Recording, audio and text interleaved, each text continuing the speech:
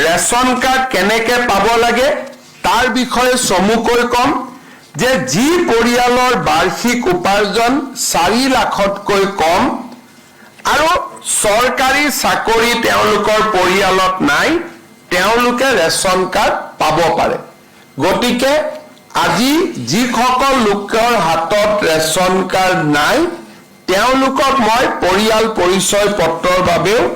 আবেদন কৰিবৰ বাবে আহ্বান জনাম আজিৰ পৰা আমি সেই কাৰ্যসূচীও আৰম্ভ কৰিছো ৰেচন কাৰ্ড দিয়া মানে তেওঁলোকে 5 কেজিকৈ চাউল বিনা পইচাত তেওঁলোকে প্ৰত্যেক মাহত পাব 5 কেজিক যদি 30 টকাকৈ 150 টকা ধৰি লওক আৰু 19,60,000 পৰিয়ালক যদি আমি নতুনকৈ ৰেচন কাৰ্ড দিছো তেতিয়া হলে এই টকা 441 কোটি টকা প্ৰতি মাহত হ'ব আপোনালোকে খালি এটা নাই 44 কোটি টকা প্ৰতি মাহত যাবগৈ আৰু যদি 2 কোটি 60 লাখ লোকক ধৰি লও কিমান টকা হ'ব পাৰে 150 টকাকৈ প্ৰতি মাহত পূৰণ কৰিলে আপোনালোকে নিজে চিন্তা কৰি চাব পাৰে দুখীয়া দৰিদ্ৰ মানুহক আজি আমি 3টা সহায়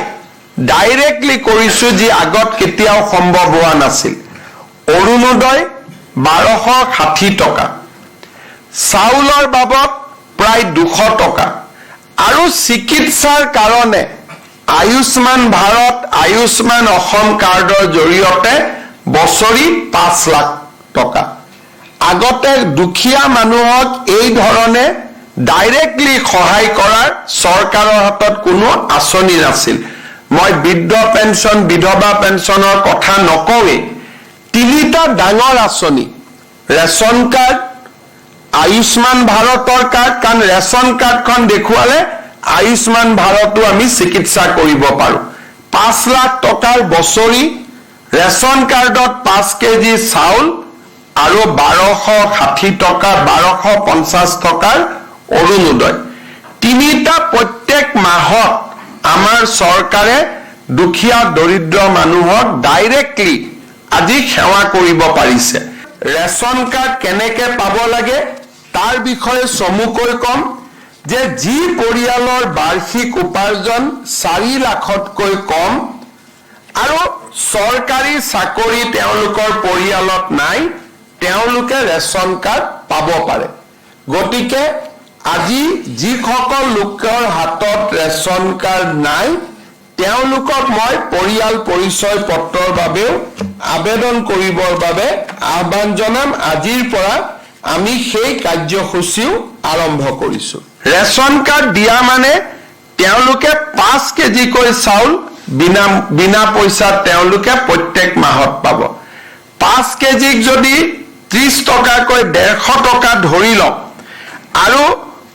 19,60,000 পৰিয়ালক যদি আমি নতুনকৈ ৰেচন কাৰ্ড দিছো তেতিয়া হলে এই টকা 441 কোটি টকা প্ৰতি মাহত হ'ব আপোনালোকে খালি এটা নাই 44 কোটি টকা প্ৰতি মাহত যাবগৈ আৰু যদি 2 কোটি 60 লাখ লোকক ধৰি লও কিমান টকা হ'ব পাৰে 150 টকাকৈ প্ৰতি মাহত পূৰণ কৰিলে আপোনালোকে নিজে চিন্তা কৰি চাব পাৰে দুখীয়া দৰিদ্ৰ মানুহক আজি আমি 3টা সহায় ডাইৰেক্টলি কৰিছো যি আগত কেতিয়াও সম্ভৱ হোৱা নাছিল অৰুণোদয় 1260 টকা চাউলৰ বাবদ প্ৰায় 200 টকা আৰু চিকিৎসাৰ কাৰণে আয়ুষ্মান ভাৰত আয়ুষ্মান অসম কাৰ্ডৰ জৰিয়তে বছৰি 5 লাখ টকা আগতে দুখীয়া মানুহক এই ধৰণে ডাইৰেক্টলি সহায় কৰাৰ চৰকাৰৰ হাতত কোনো আঁচনি নাছিল মই বৃদ্ধ পেঞ্চন বিধৱা পেঞ্চনৰ কথা নকওঁৱে 3টা ডাঙৰ আঁচনি ৰেচন কাৰ্ড আয়ুষ্মান ভাৰতৰ কাৰ্ড কাৰণ ৰেচন কাৰ্ডখন দেখুৱালে আয়ুষ্মান ভাৰতো আমি চিকিৎসা কৰিব পাৰো 5 লাখ টকাৰ বছৰি ৰেচন কাৰ্ডত 5 কেজি চাউল আৰু 1260 টকা 1250 টকাৰ অৰুণোদয় 3টা প্ৰত্যেক মাহত আমাৰ চৰকাৰে দুখীয়া দৰিদ্ৰ মানুহক ডাইৰেক্টলি আজি সেৱা কৰিব পাৰিছে